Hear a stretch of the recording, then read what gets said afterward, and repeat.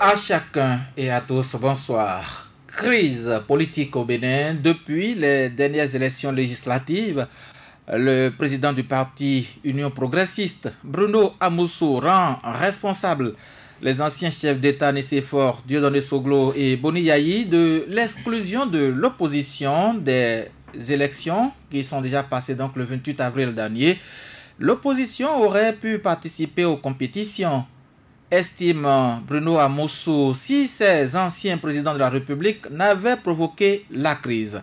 Et la crise, vous le savez bien, nous y sommes depuis et le chef de l'État a adressé un message à la nation. Ce soir, sur ce plateau, nous revenons sur cette interview accordée par Bruno Amoussou, le président du parti Union progressiste, à Jeune Afrique.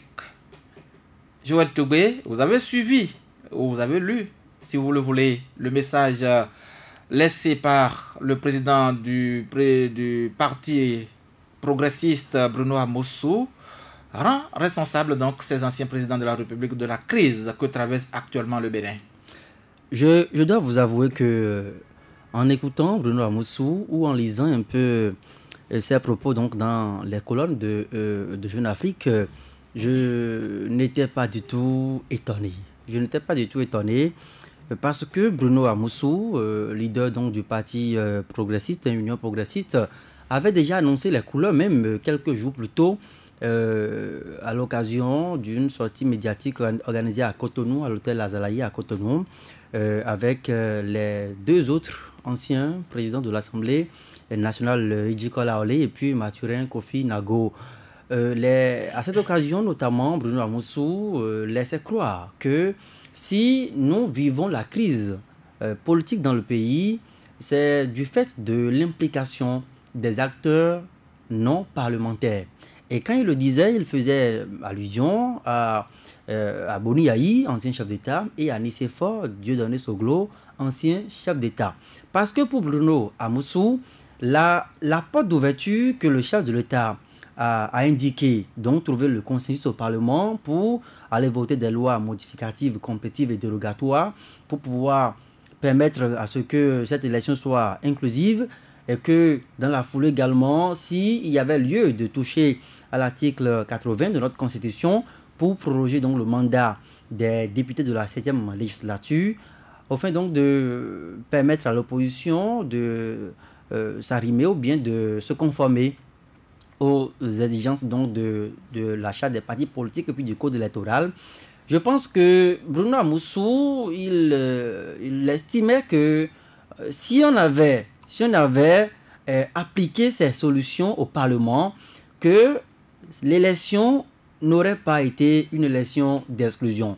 C'est justement parce que pour Bruno Amoussou, les leaders de l'opposition, en tout cas les parlementaires de l'opposition, à un moment donné, ont cru devoir sortir des arcanes du Parlement et aller consulter la base, donc leur leader qui n'était pas au Parlement. Donc, ce qui est normal. Ce qui est normal puisque nous sommes dans une crise, mais il se fait, attention, mais il se fait que le chef de l'État en demandant aux parlementaires ou bien en voulant régler la crise, n'a pas dit aller consulter la classe politique. Il faut qu'on puisse faire attention.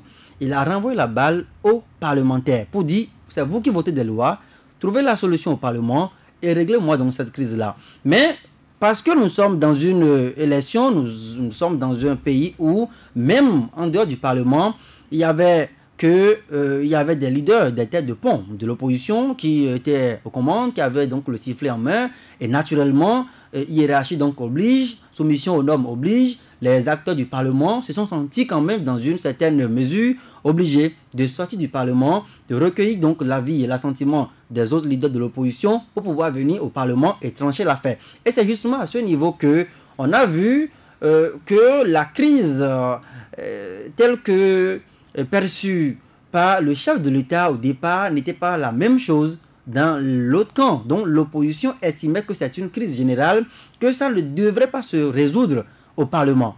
C'est ce qui a fait que le président donc du parti Union progressiste estime que si on avait circonscrit le problème uniquement dans le champ du Parlement, que les lois avaient été votées et que les recommandations qui avaient fuité de la commission paritaire de l'opposition, 2 de la mouvance, et puis présidé par le président donc, du Parlement, Maître Adrien Ogbedi, si on avait observé scrupuleusement les prescriptions qui avaient été consignées de façon consensuelle au départ, que le problème pouvait être réglé. Et donc, ça, c'est sa conception de ce qui s'est passé au Bénin. Maintenant, est-ce que cette conception doit être une vérité absolue? C'est là où j'émets des réserves. Parce que pour ma part, la crise que nous avons vécue et que vous l'avez rappelé, que nous vivons encore d'ailleurs dans le pays, parce que ne faut pas confondre une paix qualitative, une paix durable, à un calme apparent dans le pays. Si nous vivons encore la crise, c'est parce que justement, l'élection finalement n'a pas pu être ouverte quand même au parti de l'opposition. Maintenant, chercher aujourd'hui à porter ce chapeau aux 2 anciens chefs d'État en disant par exemple que le président Nicéphore Soglo avait des problèmes personnels avec le chef de l'État actuel. Déjà à l'interne, à travers cette sortie médiatique. Voilà, déjà à l'interne, avant de se confier aux médias donc continental, disant que Boni Yayi avait des problèmes également personnels avec le chef de l'État actuel, et que c'est parce qu'il y a eu tout un mélange des sentiments personnels, des problèmes de famille, des problèmes personnels, à un problème d'ordre général, à un problème politique, que finalement on n'a pas pu sortir donc d'affaires. C'est une lecture également qu'on peut discuter à mon avis. Ulrich Chatindeo, le président de l'Union progressiste, qui donne de la voix. Déjà à l'interne, les anciens présidents de l'Assemblée nationale avaient fait une sortie médiatique au cours de laquelle ils ont pointé du doigt ces anciens présidents de la République, et actuellement, ayant accordé cette interview à Jeune Afrique, il a toujours martelé, ce sont ces anciens présidents de la République qui ont fait que l'opposition n'a pas pu participer à ces élections. Est-il temps, est-ce que c'est le moment de trouver les responsables ou de revenir à un calme vraiment dans le pays? Bon, c'est vrai que je n'ai pas bien compris la fin de la question, mais ce que je sais, c'est qu'on ne peut pas aujourd'hui réécrire l'histoire. L'histoire est là, nous l'avions vécue, et nous ne sommes certainement pas encore à la fin des conséquences de ce choix-là ou de ces décisions politiques qui ont conduit le pays là où nous sommes aujourd'hui. Mais on ne peut pas, le choix par exemple d'aller à ces élections législatives avec 2 listes appartenant à la mouvance présidentielle. Voilà. Donc aujourd'hui, je pense que on ne peut pas enseigner ou on ne peut pas dire aux générations futures que c'est parce que 2 chefs d'État ont refusé à un moment donné qu'il y ait consensus, qu'on n'a pas trouvé le consensus et qu'on est allé à une élection où ces 2 partis appartenant au même camp, ou c'est peut-être, je dirais, le même parti divisé en 2 qui donc se sont affrontés à ces élections. On ne peut pas leur donner ou leur livrer cette version-là. Ce serait mentir ou pécher même contre cette nation-là, parce que des gens ont suivi et nous sommes aujourd'hui à l'aide du numérique et l'information voyage aujourd'hui très vite. On a vu, on aurait peut-être dit c'est la proposition de loi modificative sur la révision de la Constitution qui nous a conduit là. Parce qu'on a, écoutez, au départ, on a demandé à ce que des gens proposent des lois ou tout ce qu'on peut faire, en tout cas allant dans le sens du consensus. L'opposition a déposé sa proposition. La mouvance a dit, nous, en réalité, on n'a pas de problème, puisque la Sénat a déjà validé nos listes. Nous n'avons pas de problème. Il est temps, il est quand même important que nous rappelions ça souvent aux gens, pour qu'on ne tord pas le coup à l'histoire. Les gens ont dit, nous n'avons pas de proposition. Mais lorsqu'on s'est retrouvé, en fait, au sein de la commission paritaire, on a constaté qu'il y avait... Quand on cherchait, il fallait que cette mouvance se prononce sur les propositions de l'opposition.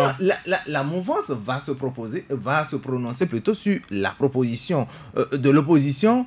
Ce n'est pas dit, la mouvance va proposer peut-être d'autres lois. Ils peuvent, je dis encore que là, la mouvance pouvait encore proposer quelque chose. À chacun de faire des concessions. Tout à fait, à chacun de faire des concessions. Mais est-ce que c'était la question de la révision qu'il fallait ramener là? C'était tout le problème. Vous savez que par 2 fois déjà, vous avez échoué, vous avez buté contre cette réalité-là. Les autres ont dit non, nous n'allons pas vous permettre. C'est une manière en quelque sorte de les briser pour dire écoutez. Et d'ailleurs, vous l'auriez constaté, quelques heures ou quelques jours après, ou sinon le lendemain même des conclusions de cette commission-là, la commission paritaire, je veux dire, on a vu filer sur les réseaux sociaux ou dans certains journaux comme quoi les mêmes qui hier ont refusé la révision de la Constitution proposaient la révision de la Constitution. Et ça a commencé comme ça. On ne peut pas marcher, on ne peut pas faire un deal comme ça. On a cherché, puisque c'est vrai, on a dit nous sommes en train de faire des propositions. Chacun fait sa proposition. Et puisque les lois modificatives, les 3 d'ailleurs qui ont été proposées, on a constaté qu'il y a eu révision de la Constitution dedans et que, bon, les informations ont commencé par fuiter. On s'est dit, mais qui a proposé la révision de la Constitution? La mouvance dit, je ne suis pas dedans. L'opposition dit, c'est pas nous qui avons proposé. Alors, donc c'est Boniaï. Mais qui a proposé? Non, comment? C'est pas Boniaï qui a posé la question, puisque le débat est devenu un débat général. Tout le monde parlait, tout le monde voulait savoir comment est-ce que les choses se passaient enfin, à l'Assemblée nationale. Donc c'est là, puisque la mouvance dit c'est pas moi. L'opposition dit écoutez, nous n'avons rien proposé du genre. On ne connaît plus alors où on ne... L'auteur finalement de cette proposition de loi, paternité. Justement, ça n'a plus de paternité. Et puisque ça n'a plus de paternité, il fallait retirer. Et quand on a retiré, on a constaté que des gens se sont retirés simplement du dialogue. Et ils ont dit, écoutez, puisque vous ne voulez pas du dialogue, c'est ça en fait le dialogue pour eux. Le consensus en fait, c'était autour de l'article là qui devrait permettre... Qui est le mis en cause dans ce dossier, dans ce débat? Quand on parle des 2 anciens chefs d'État, moi je dirais qu'il faut... C'est peut-être, ils ont leur part de responsabilité peut-être dedans.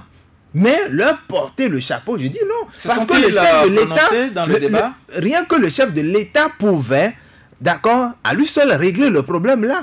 Il a voulu que ça soit par voie parlementaire, d'accord. Les parlementaires, je veux dire, ça dit la majorité, le bloc de la majorité présidentielle, le BNP d'alors, pouvait résoudre aussi la question. Mais le BNP n'a rien fait, ils étaient 62. Ils étaient majoritaires. Donc, il fallait simplement qu'on retire cette proposition de loi qui, et vous l'avez vu, c'est là justement, il faut prendre les gens au mot. C'est là qu'il faut prendre. Là, les élections ont été organisées à bonne date le 28. Oui. Les élections ont été organisées le 28. On n'a pas déplacé la date. On n'a pas dit parce que nous avons déjà accusé beaucoup de retard. Il faut désormais qu'on organise les élections 2 semaines après ou 1 semaine après le 28. On a organisé les élections le 28. Mais qu'est-ce qui gênait de dire, écoutez, nous leur donnons simplement leur certificat de mise en conformité, quitte à ce qu'ils aillent aux élections. Parce que c'est ça qui bloquait. Donc, on ne peut pas. Mais les responsabilités, je suis déjà en train de les situer. Je ne peux quand même pas nommer quelqu'un. Vous voyez, ils se retrouvent dedans. Non, c'est justement, c'est ça ce que je vous dis. Ceux-là qu'on a nommés, on sait simplement, là, c'est des boucs émissaires. Il faut simplement leur porter le chapeau pour dire que c'est à cause d'eux qu'on n'avance pas. Mais le problème n'est pas là.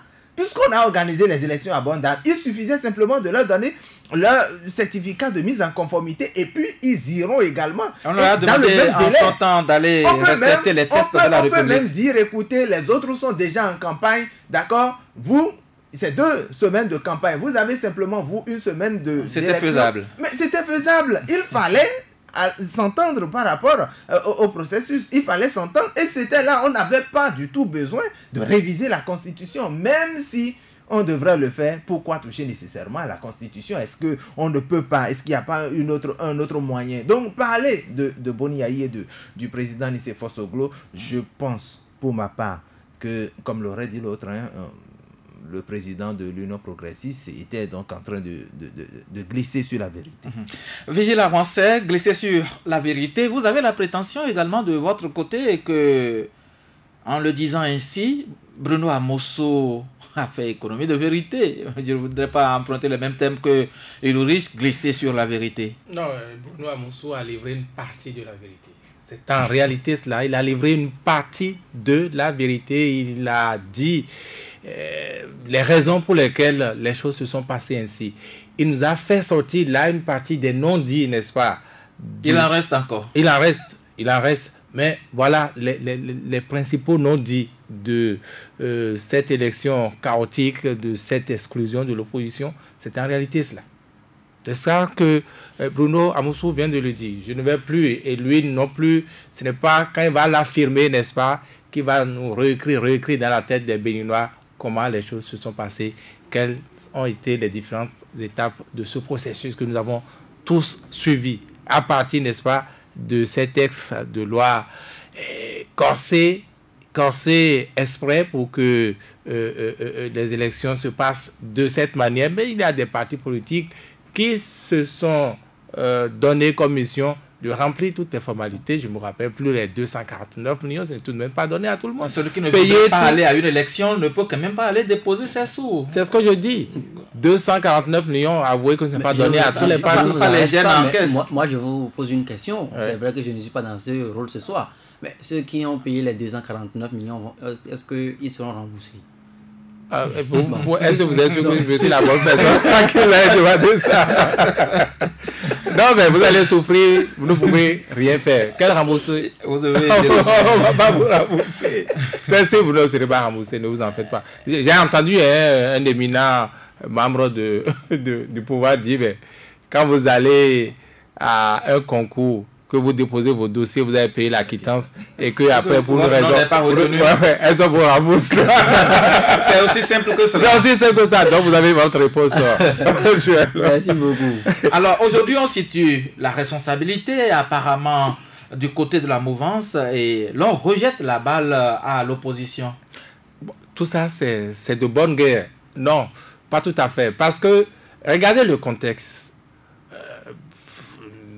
Disons, les acteurs politiques du pouvoir ont voulu de leurs élections, l'opposition leur a facilité le jeu, ils ont pu avoir leur parlement.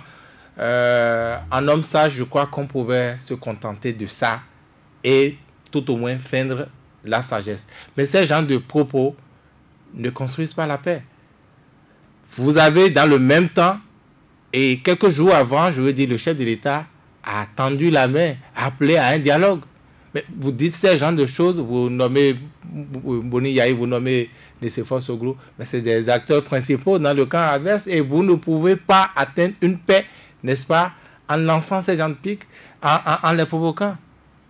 Vous ne pouvez pas, ce n'est pas ce qui est admissible dans un contexte de recherche de paix, dans un contexte de dialogue. Et je vous dis, on ne peut pas, n'est-ce pas, nous réécrire, nous réinventer cette histoire des législatives de 2019. Mais on sait en réalité que le pire cauchemar, le scénario que ne voulait pas du tout Patrice Talon, c'est de retrouver un certain Boni Yahi à l'Assemblée nationale. C'est ça la vérité. C'est ça ce que dit Bruno Amoussou. Quand on ajoute Nicéphore Soglo, c'est pour un peu décorer les choses. Parce que Nicéphore, tout le monde savait qu'il n'était pas candidat pour ces législatives-là. C'est vrai, il s'est impliqué. Il a affiché sa volonté. C'était dans le peuple. Il devait sortir, il devait aller aux législatives. Il envisageait même mieux que ça. Il envisageait prendre la tête de l'Assemblée nationale. Et imaginez un Boni Yahi à la tête de l'Assemblée nationale contre Patrice Talon à la tête du pays, de l'autre côté, à la tête de l'exécutif. Vous revoyez, nous nous retrouvons là en 2012, 2013, 2015, 2016, Boni Yahi, Patrice Talon. Et il fallait donc l'en empêcher par tous les moyens. Et regardez, imaginez ce scénario. Il n'avait rien à faire, même si Ulrich parlait tantôt donc d'une semaine de campagne, même si l'opposition avait eu une semaine de campagne, visiblement, l'opposition aurait contrôlé, n'est-ce pas, l'Assemblée nationale. En témoigne le taux d'abstention. Le taux d'abstention, plus de 70%, donc, qui sont restés à la maison comme pour prendre parti, n'est-ce pas, pour l'opposition. Donc, il n'avait rien à faire si les choses s'étaient jouées ainsi. Même si Boni Yahi n'avait pas été à l'Assemblée nationale, eh bien, l'opposition, sa mission, et ça se disait, ça se déclinait déjà, c'était de défaire les réformes politiques, les réformes institutionnelles. La volonté était affichée, clairement. De Patrice Talon. Donc Patrice Talon ne voulait pas de ce scénario. Il voulait payer au prix que cela méritait, payer, n'est-ce pas, son passage en force. Et l'expérience lui aura donné raison, le prix n'a pas été si cher que ça. Le prix n'a pas été si cher que ça. Vous estimez? Mais j'estime. Je ne parle pas des morts de Kadiem, de Kandi.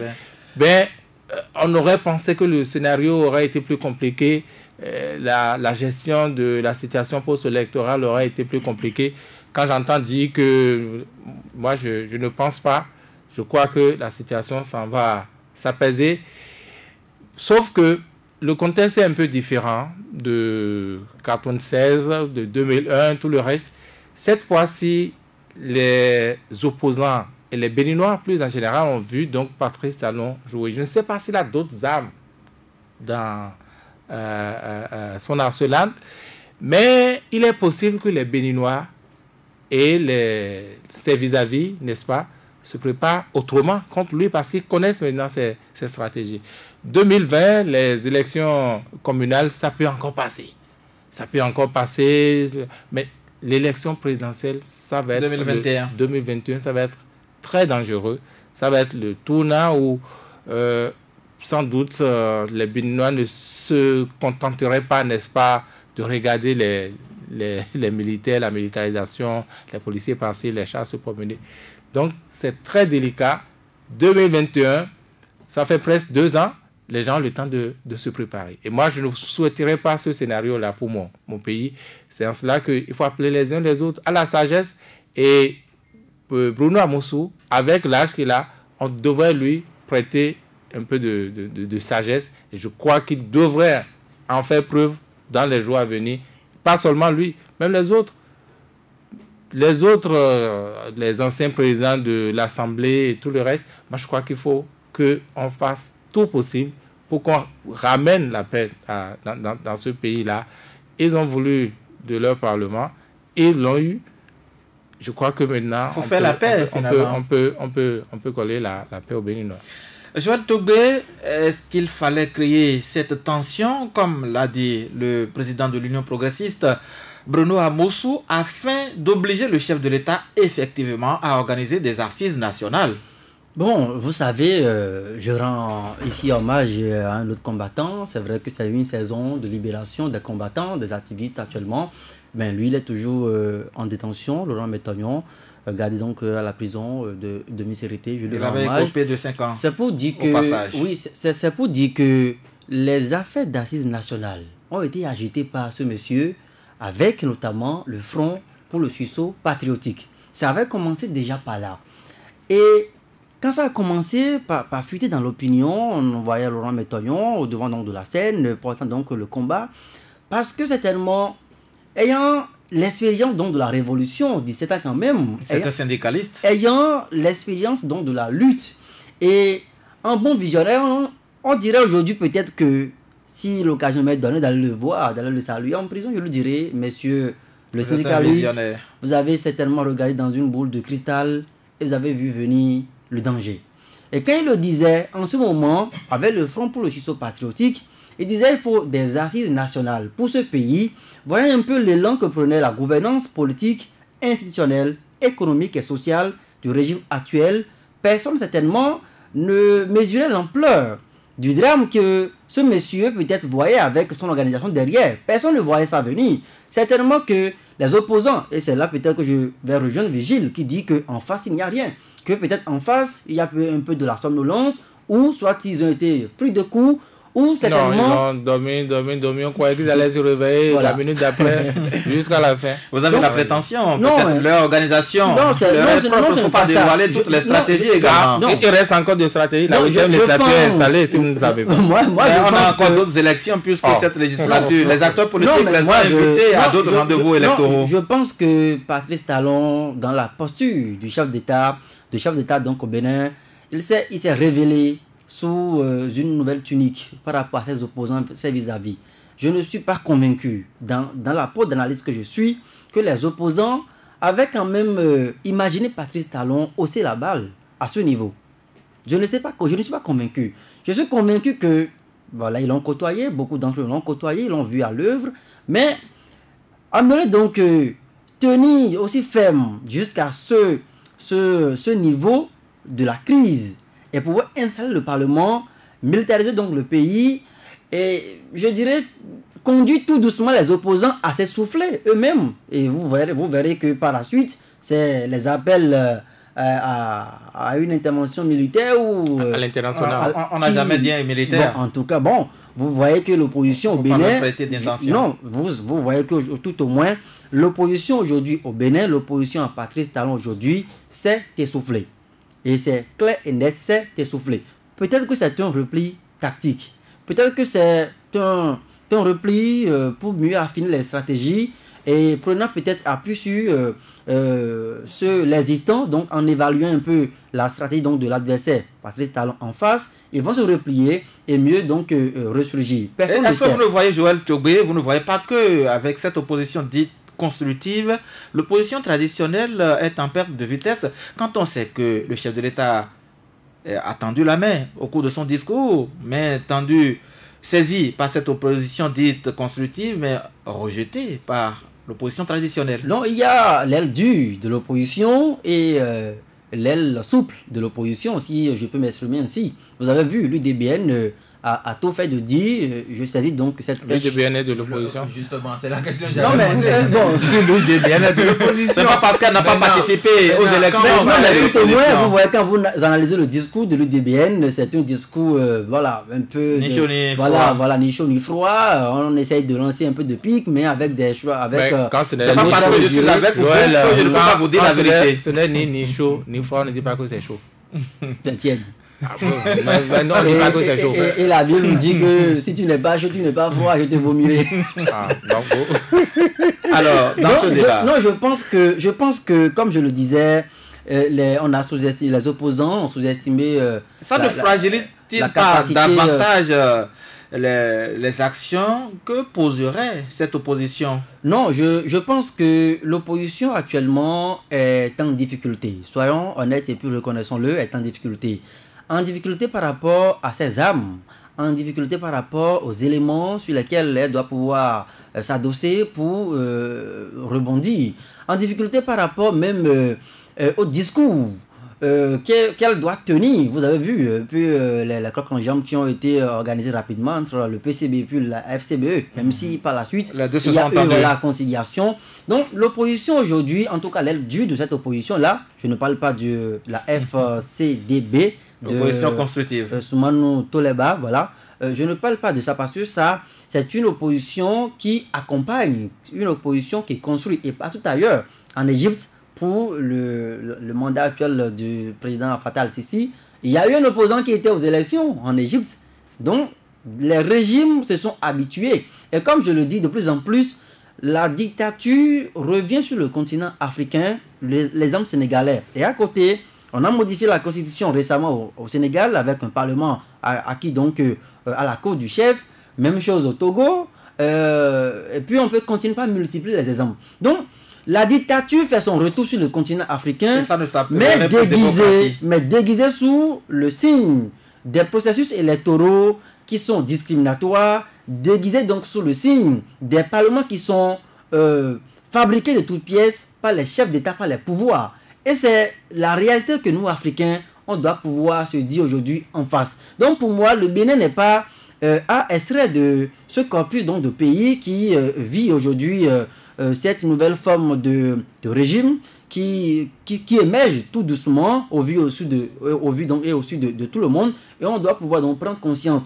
Et les oppositions sur le continent africain qui pensent que l'idéal pour elles, c'est de pouvoir résister, un peu comme l'aile dure de l'opposition béninoise, c'est de pouvoir résister pour restaurer la démocratie, tout au moins. La démocratie inventée depuis 1990, la démocratie authentique. Cette opposition a tout intérêt à mieux raffiner ses armes et à ne plus tomber dans la somnolence, un peu comme le disait Vigile Avancé, à ne plus rester là, à se manger le nez. On a vu, parce que si on émet des critiques par rapport au pouvoir, il faut également le faire par rapport donc au comportement même des acteurs politiques qui se réclament de l'opposition.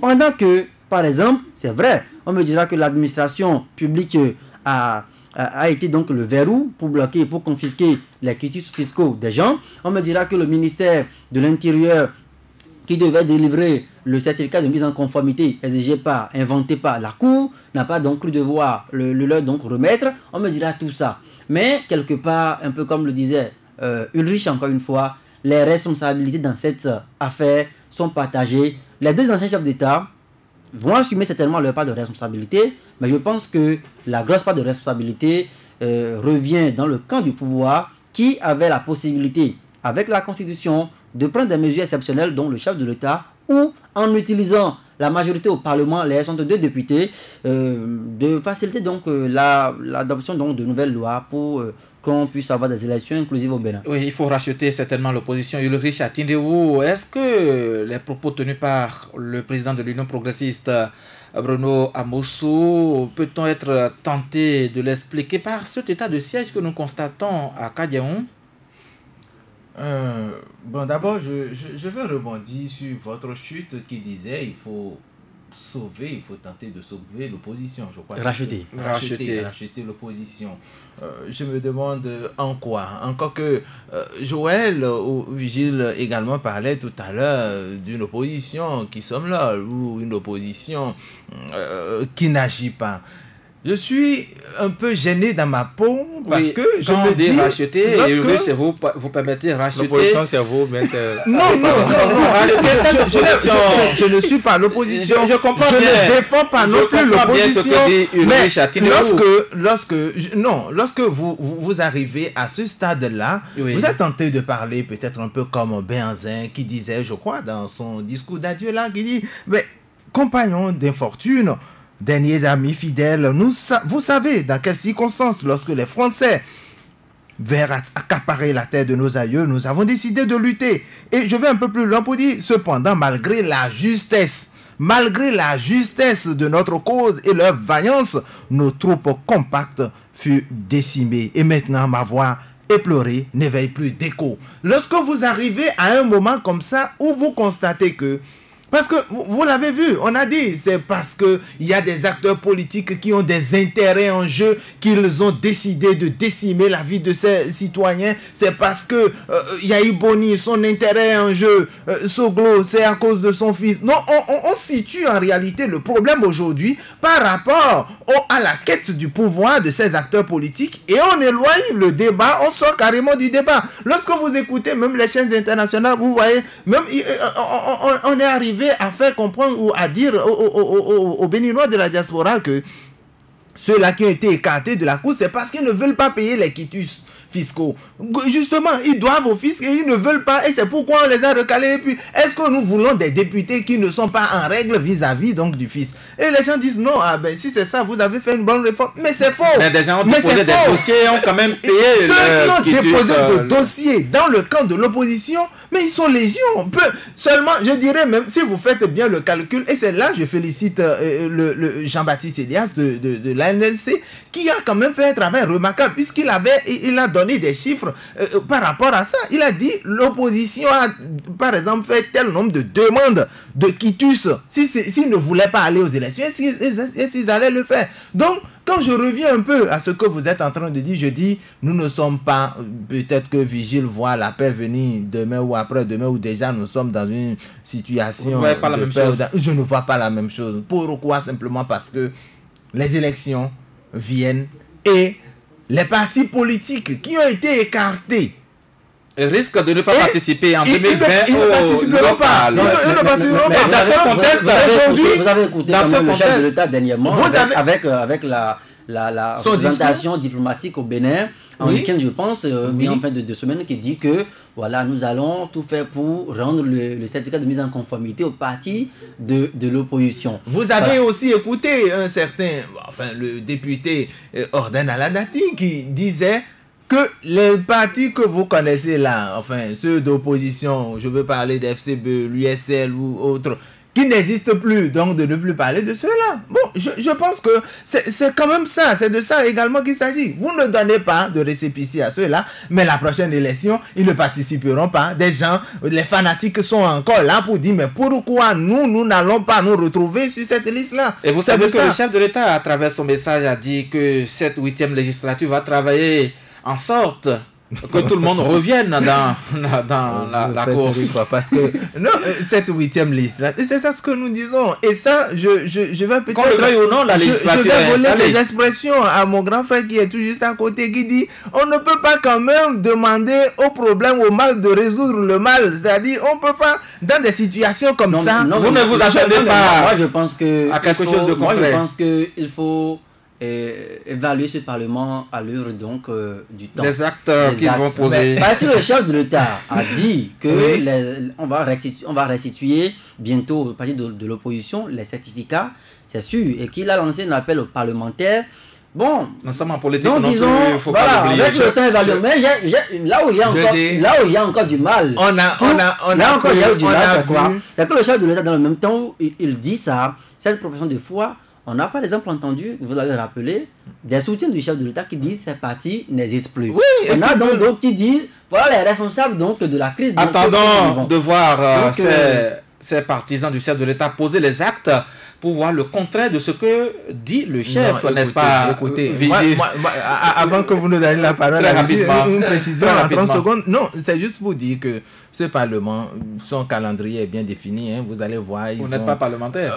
Bon, non, je ne suis pas parlementaire. Il y a des députés qui sont élus en dehors du Parlement. Maintenant même que il y a l'ancien président qui aujourd'hui sa maison ou sa zone est quadrillée par les forces de l'ordre ou les militaires. On va vous dire que c'est pour sa sécurité. Non, c'est pas pour sa sécurité. C'est tellement que c'est peut-être pour le déloger plus tard de là et l'envoyer à Mistreté ou ailleurs. Peut-être, je ne sais pas. Oui, je ne sais pas parce que vous savez, il y a une nouvelle. Mais qu'est-ce qui. Vous connaissez vous avez vu le procès de la dette dans ce pays. Je veux parler de l'affaire ICC Service. Je veux parler de l'affaire ICC Service par exemple où des gens ont dit, le procureur a dit, écoutez, nous allons continuer. Il y a des gens qui doivent venir ici répondre. En attendant, favorable, nous allons rester collés au propos du président de l'Union progressiste, Vigile avancé. L'état de siège que nous constatons, il faut le dire, autour du domicile du chef de l'État, serait-il la réponse à ce message du président de l'Union progressiste? Non, l'état de siège, c'est comme la queue du diable qui nous rappelle encore l'enfer. Parce que, tenez-vous bien, le 28, c'est vrai, il y a quelques troubles à Savère, Kiliba, Parakou et consorts. Mais le 1er mai et le 2 mai n'auraient rien eu, à part ces violences du 28 avril. Il n'aurait absolument rien eu si le diable ne s'était pas promené par Kadian. Le même diable qui a encore gardé un peu sa queue là. Jusque-là? Ce n'est que ça. Sinon, il n'aurait rien. Je vous dis, le calme actuel, ça va être un calme de paix tout court. Parce que, regardez, les différentes parties, l'opposition ne s'était pas préparée, l'opposition ne s'est pas donné le temps, n'est-ce pas, d'étudier. Pourtant, nous l'avons souvent dit dans ce studio, l'état, la psychologie, n'est-ce pas, de leur vis-à-vis. Ils n'avaient jamais pensé que Patrice Talon irait jusque là. Désormais, ils le savent. Et pour répondre, il faut du temps. Il faut se préparer. Peut-être même que la réponse ne viendrait pas de cette opposition-là. Parce que le contexte est tel que ça peut surgir de partout. Ça peut être une autre opposition. Mais cette opposition qui appelle à une résistance le lendemain, vous ne voyez rien, qui dit ultimatum, vous ne voyez rien, et appelle à des résistances, mais une résistance molle. Une résistance molle, illisible. Donc, ça ne donnera rien. Sauf si le diable qui s'est promené à Kadian continue de se promener dans le pays. Il ne faut pas inviter le diable dans le débat. Non, le diable est là. Vous avez parlé de Kadian. Sinon, au nom de quoi? Mais si un diable, ça dit qu'il doit avoir un Jésus. Ah, tout ça, vous adorez la Bible, vous y végétez, c'est votre problème. Mais il n'y a pas d'incident, pour être clair, s'il n'y a pas d'autres incidents, s'il n'y a pas de provocations du genre, donc de ce que Bruno Amoussou dit, tout le reste, si tout le monde, les acteurs contribuent à ramener la paix, je crois que... Est-ce que cela n'alimente pas beaucoup plus la haine encore dans le pays? Mais c'est ce que je vous dis. L'autre tension, quand je vois bien l'agenda de ce Parlement, ça pourrait être la révision de la Constitution, par exemple. Parce que un Parlement élu à 30%, mettons, 30% de Béninois qui soient représentés là, ne pourrait pas réviser une Constitution. Ça va être difficile. Peut-être, je ne connais pas clairement l'agenda. Vous savez que les entrées à ce Parlement sont filtrées aujourd'hui. Même à ce jour, essayez encore demain d'aller au Parlement, vous allez voir un militaire déjà au portail, à l'entrée au goudron. Des successions de barricades. Il n'a pas, même les mouches ne sont pas tolérées sur l'esplanade de l'Assemblée nationale. Même les mouches ne sont pas tolérées sur l'esplanade de l'Assemblée nationale. Mais ça encore, c'est la sécurité. Je ne sais pas si ça va perdurer. Je ne sais pas si c'est ça qui aurait dû être la maison du peuple, quand même, on a dit. Mais bon, donc, si le pouvoir arrive à gérer les incidents, s'ils évitent, ils font moins dans la provocation, je pense que finalement, oui. On sera à la paix, finalement. En tout cas, message reçu. Par qui de droit, merci à chacun. Merci à tous de nous avoir reçus. Un autre rendez-vous de l'émission L'Intégrale, c'est demain mardi soir. Portez-vous bien.